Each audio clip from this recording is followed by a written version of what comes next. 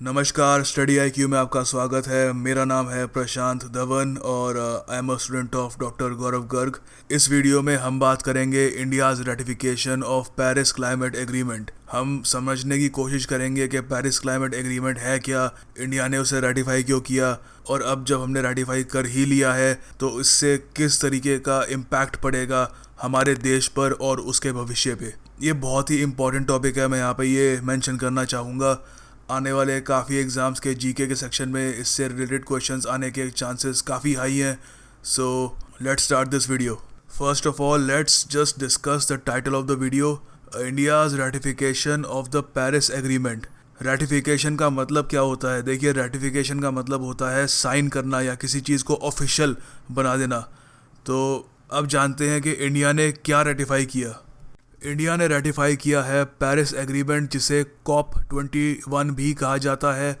ये कॉप वो वाला कॉप नहीं है पुलिस वाला, यहाँ पे ये कॉप एक एक्रोनिम के तौर पे यूज़ किया जा रहा है। कॉप का यहाँ पे मतलब है कॉन्फ्रेंस ऑफ पार्टीज़। 21 का मतलब मैं आपको बताता हूँ अभी। पेरिस एग्रीमेंट अपने आप में दुनिया का पहला एक रजीम है क्लाइमेट चेंज से लड़ने के लिए। क्लाइमेट चेंज आपको पता ही है, ग्लोबल वार्मिंग हो रही है, वेदर पैटर्न बहुत ही तेज़ी से बदल रहे हैं, एक्सट्रीम वेदर पैटर्न देख रहे हैं हम धरती में हर जगह पर। और ये मानव ने जो तरक्की के नाम पर इस पृथ्वी को नुकसान पहुंचाया है उसका नतीजा है। तो उस सब से जूझने के लिए ये पेरिस एग्रीमेंट बनाया गया। एग्रीमेंट है United Nations framework convention on climate change के अंडर, UNFCCC। ये बहुत इंपॉर्टेंट है, याद रखिएगा इसके बारे में। ये 1994 में ये एग्जिस्टेंस में आया था। अर्थ समिट 1992 में हुआ था रियो डे जनेरियो में। इसका आइडिया जो था, अर्थ समिट रियो डे जनेरियो के समय ही लोगों के जहन में था, मगर 2 साल लग गए इसे एग्जिस्टेंस में आने में। और इस फ्रेमवर्क के अंडर दुनिया भर की कंट्रीज़ क्लाइमेट चेंज के मुद्दे पर हर साल दुनिया के अलग अलग शहरों में मिलते और डिस्कस करते कि किस तरीके से हम क्लाइमेट चेंज को कॉम्बैट कर सकते हैं।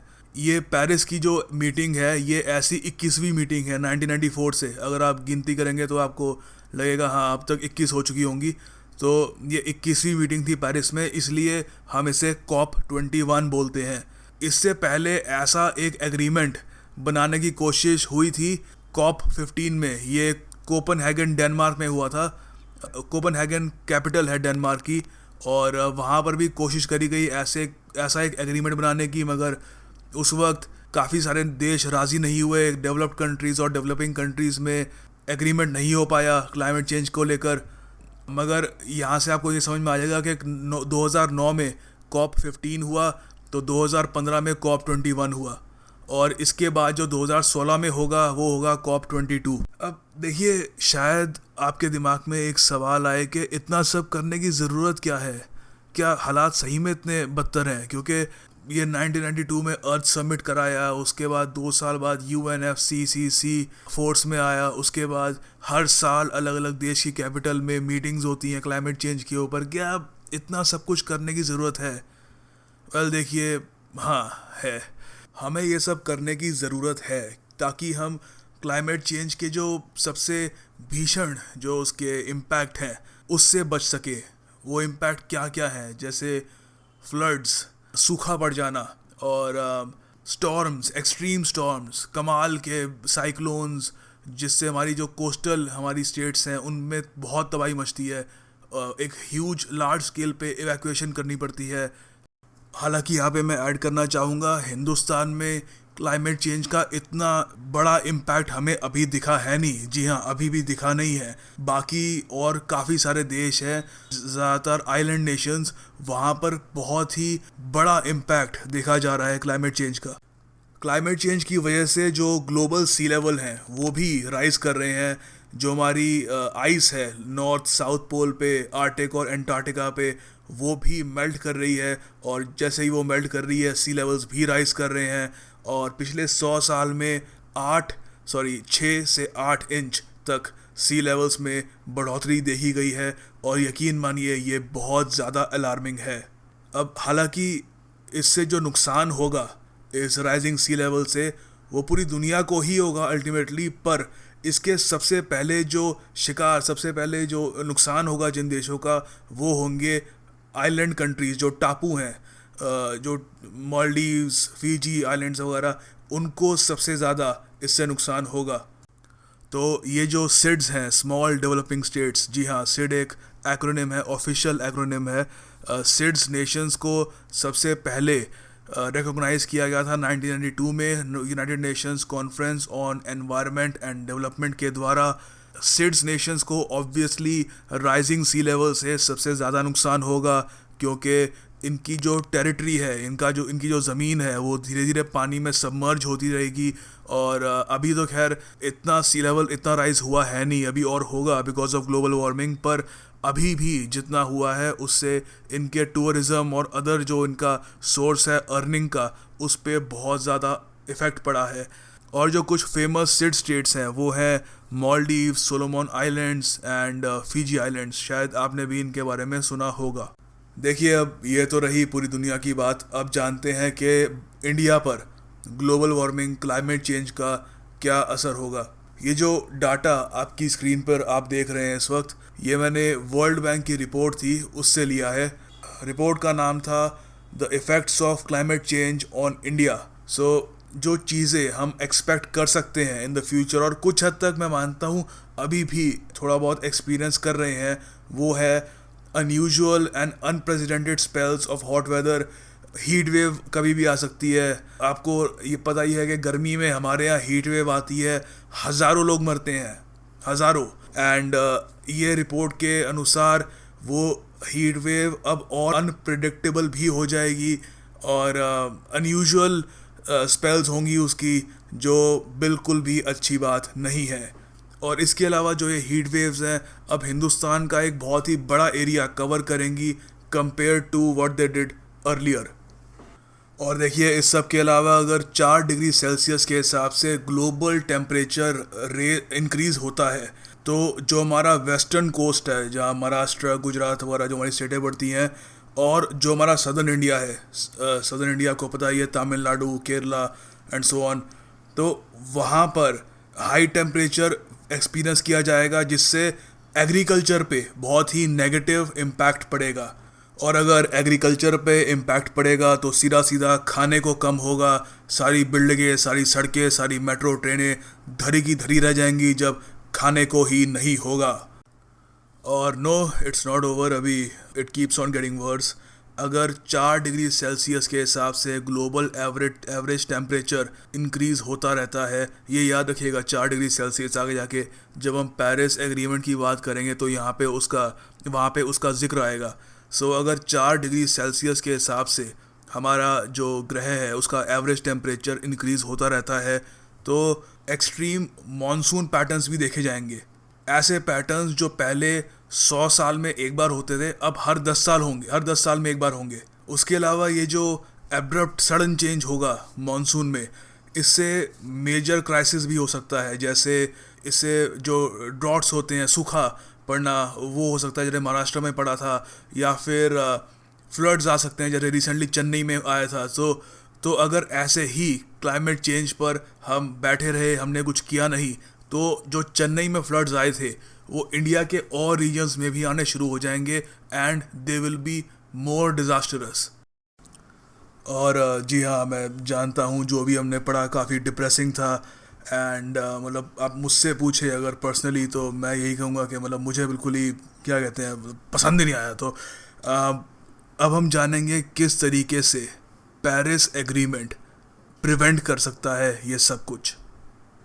पेरिस एग्रीमेंट का जो प्राइमरी फोकस होगा वो एमिशंस की कटौती पे होगा।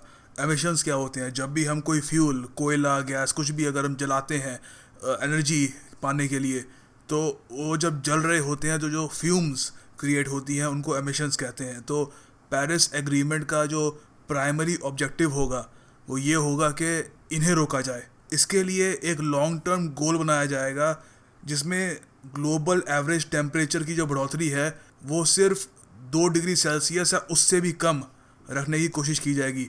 और जैसे मैंने आपको बताया था, इंडिया में अगर जो चीज़ें मैंने अभी मेंशन की थी वो तभी होंगी अगर 4 डिग्री सेल्सियस के हिसाब से ग्लोबल एवरेज टेम्परेचर इंक्रीज करता है। अगर 2 डिग्री सेल्सियस से कम इंक्रीज करता है ग्लोबल एवरेज टेम्परेचर, तो जो सारी चीज़ें हमने मेंशन की थी शायद वो इतनी ज़्यादा भयंकर ना हो। इसके अलावा पेरिस कॉन्फ्रेंस से पहले और बाद में जो भी कंट्रीज़ हैं, पार्टिसिपेटिंग जो नेशंस हैं, वो एक comprehensive national climate action plan भी सबमिट करेंगी वहाँ पे। इसके बारे में हम बाद में डिस्कस करेंगे। हर देश का अपना अलग नेशनल कॉम्प्रहेंसिव प्लान होगा। इंडिया का जो प्लान होगा उसको हम विस्तार में डिस्कस करेंगे। और ये एक काफ़ी इंटरेस्टिंग पॉइंट है। जो डेवलप्ड कंट्रीज़ हैं, यूएस, जापान, यूरोपियन कंट्रीज़, उन्होंने ये भी डिसाइड किया कि एमिशंस की कटौती के लिए हम जो डेवलपिंग कंट्रीज़ हैं जैसे India, Indonesia, Brazil and so on, ऐसे देशों को हम फाइनेंशियली भी फंड करेंगे ताकि उन्हें आसानी हो to switch to an alternate source of energy. वो कोल या फॉसिल फ्यूल्स पे डिपेंडेंट ना रहे, वो जो मॉडर्न क्लीन एनर्जी जो होती है उसकी तरफ बढ़ें। और इसके लिए बात करी गई कि $100 बिलियन पर ईयर दिए जाएंगे डेवलपिंग कंट्रीज़ को 2020 के एंड तक, और कोशिश किया जाएगा कि उसको एक्सटेंड भी किया जाए 2025 तक। मगर यहाँ पे मैं मेंशन करूँगा कि these are all talks, no action. अभी ये जो 100 बिलियन की बात चल रही है उसमें से सिर्फ 2 बिलियन ही इकट्ठा हुआ है, और सारी डेवलपिंग कंट्रीज़ की यही शिकायत है कि सर आप कह तो रहे हो कि हमें एमिशंस कम करने हैं, हमें क्लाइमेट चेंज से लड़ना है, पर you must pay us some money, क्योंकि सबसे ज़्यादा क्लाइमेट को नुकसान आपने ही पहुंचाया है। सबसे ज़्यादा एमिशंस जो है वो जो रिच कंट्रीज़ हैं, यूएस, ईयू, चाइना को खैर अब अभी डेवलप्ड कंट्री तो नहीं कह सकते, but it is a rich country now. काफ़ी उनकी सरकार के पास बहुत पैसा है, और एमिशंस में भी चाइना ने बहुत ज़्यादा कंट्रीब्यूट किया है। So these rich countries are just talking about it. अभी उन्होंने कुछ फंड इकट्ठा किया नहीं है।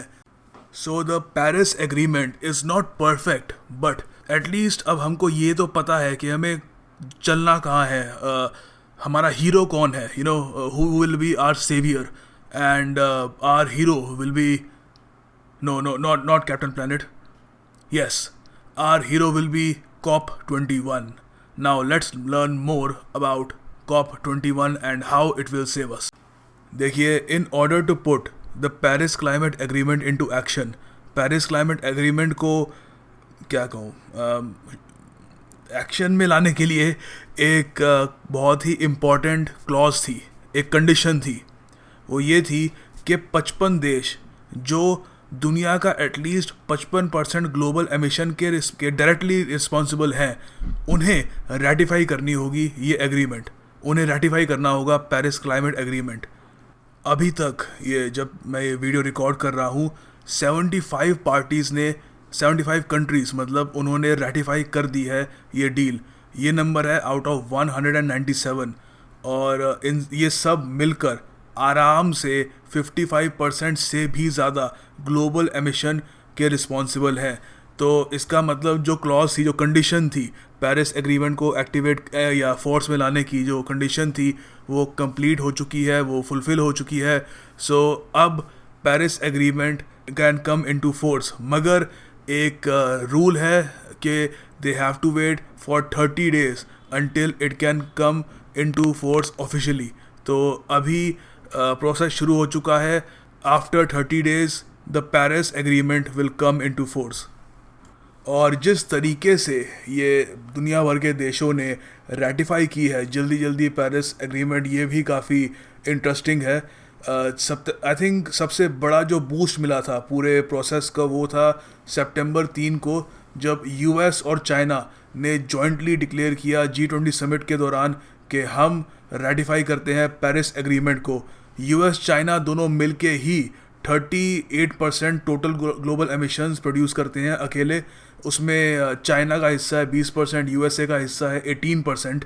एंड इन दोनों के रेक्टिफाई करने से ही एक बहुत ही बड़ा बूस्ट मिल गया था 55% के मार्क तक।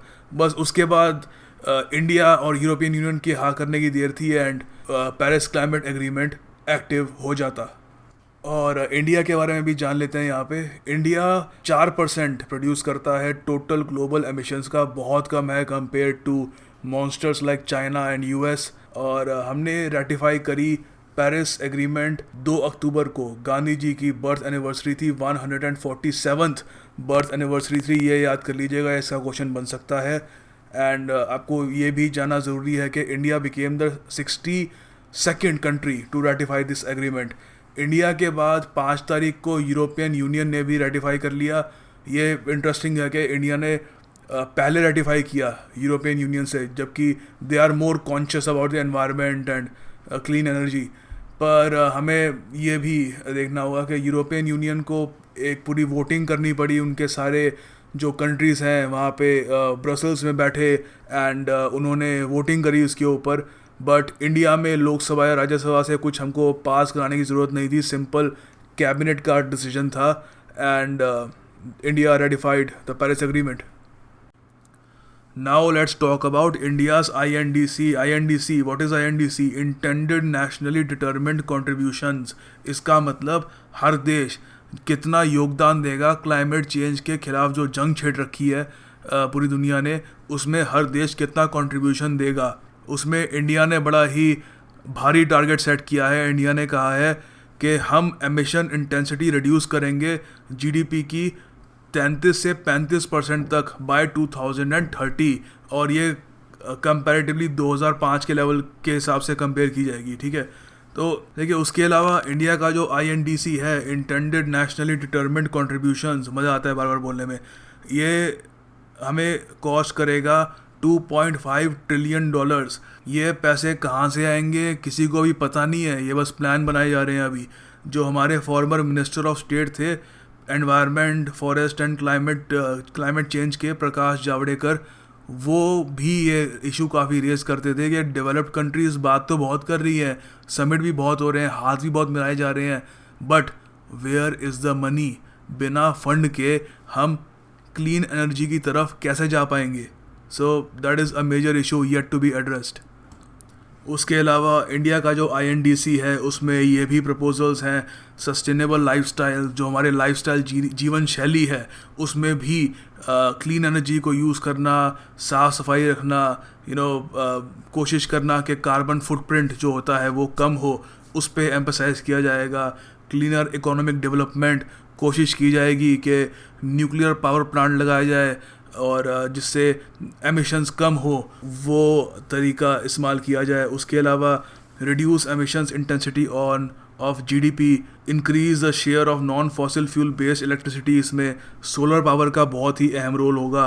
एंड एनहेंसिंग कार्बन सिंक, इसमें पेड़ लगाए जाएंगे, फॉरेस्ट डेंसिटी बढ़ाई जाएगी हमारी। अडेप्टेशन, दिस इज़ क्वाइट वेग। And mobilising finance, good luck with that. Other than that, we will also work on technology transfer and capacity building. तो ये सब बात हो गई पेरिस एग्रीमेंट की, COP21 की, मगर अब COP22 भी आ रहा है। मोरक्को में, मोरक्को की सिटी है मराकेश, वहाँ पर होगा COP22।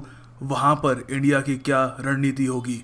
वहाँ पर इंडिया जो $100 बिलियन का फंड जिसकी बात की गई थी डेवलप्ड कंट्रीज़ द्वारा, जिसको हम ग्रीन क्लाइमेट फंड कहते हैं, उसकी बात उठाएगा कि आपने जो कमिट की थी बात $100 बिलियन की, वो आप फुलफ़िल करिए, क्योंकि अभी तक उसमें से सिर्फ फ्रैक्शन ही इकट्ठा हो पाया है। और इंडिया ये भी कोशिश करेगा कि फाइनेंस के साथ साथ टेक्नोलॉजी ट्रांसफ़र भी हो, क्योंकि अभी डेवलप्ड कंट्रीज़ ने यही कहा है कि हम क्लीन एनर्जी के लिए आपको टेक्नोलॉजी देंगे, कौन सी देंगे, कब देंगे, कुछ इसके बारे में पक्का नहीं है। और इंडिया को अभी जो 10 मिलियन जो मिलने थे इस साल के, उसमें से सिर्फ 2 मिलियन ही मिले हैं, वो बात भी उठाई जाएगी। Well, that's the end of the video. I hope you liked it, और अगर आपको पसंद आई हो तो please like, share and subscribe. It will help our channel grow, and that's about it. As I always say, hope you learn something new.